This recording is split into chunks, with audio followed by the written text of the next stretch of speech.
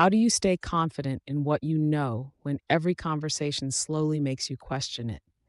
In the last two videos, we explored how covert narcissists can appear deeply innocent and why that innocence can feel so real that it starts to blur your own sense of clarity. In this video, I want to focus on something just as important: how to stay grounded in your own perspective without becoming reactive, defensive, or overwhelmed in the process. The core challenge.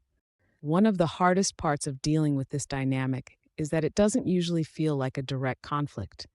There's no clear argument to win or lose. Instead, it's a slow shift. You start with a clear understanding of what you felt or experienced, and by the end of the interaction, that clarity feels less certain.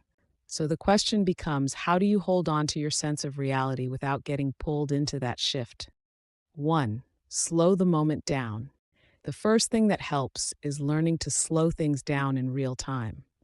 When a conversation starts to shift away from your original point, there's often a subtle pressure to respond quickly, to explain yourself better, or to resolve the tension. But clarity doesn't come from speed. Sometimes the most powerful thing you can do is pause and bring the focus back gently, not by arguing, but by staying with your original point a little longer than feels comfortable. For example, if you say, "That comment didn't sit right with me," and the response shifts to their intentions, you don't have to follow that shift. You can calmly return to your experience by saying something like, "I understand your intention, but I'm talking about how it felt on my end." This keeps you anchored without escalating the situation. 2. Separate their reaction from your reality. Another important shift is learning to separate their reaction from your reality. If they seem confused, hurt, or defensive, it's natural to feel pulled toward resolving their emotions. But their emotional response does not automatically invalidate your experience.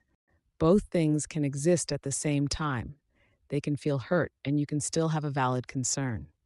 Holding that distinction quietly, without needing to prove it, can make a big difference. Number 3, notice patterns, not just moments. It's also helpful to focus less on individual conversations and more on patterns over time. A single interaction can be explained in many ways, but when the same dynamic repeats, where your concerns consistently lose focus or you leave feeling unsure, that pattern carries more meaning. Grounding yourself in patterns helps you stay oriented, even when individual moments feel confusing. Before, reduce the need to convince. One subtle trap in these situations is the urge to be fully understood. The more you try to explain your perspective in a way that makes the other person agree, the more you can end up feeling stuck. Staying grounded sometimes means letting go of the need for immediate validation. You can understand your own experience, even if the other person doesn't reflect it back to you. Number 5, stay emotionally steady. This doesn't mean shutting down your emotions. It means expressing them without letting the conversation pull you off center. You don't have to match defensiveness with defensiveness or confusion with over-explaining. A steady, simple response often carries more clarity than a long explanation.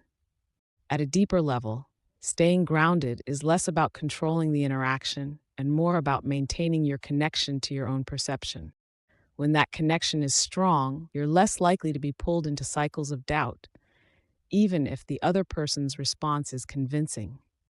If you found yourself feeling repeatedly unsure in these kinds of interactions, it doesn't mean you're easily influenced or overly sensitive.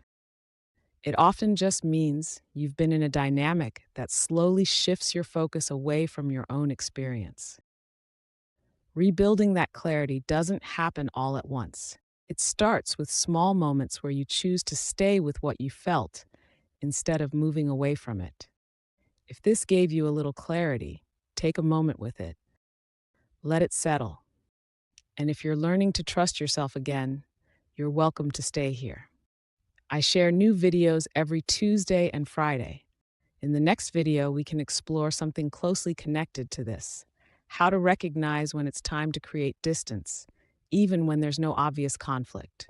For now, focus on this. You don't need to force clarity in every conversation. Sometimes staying connected to your own perspective is already enough.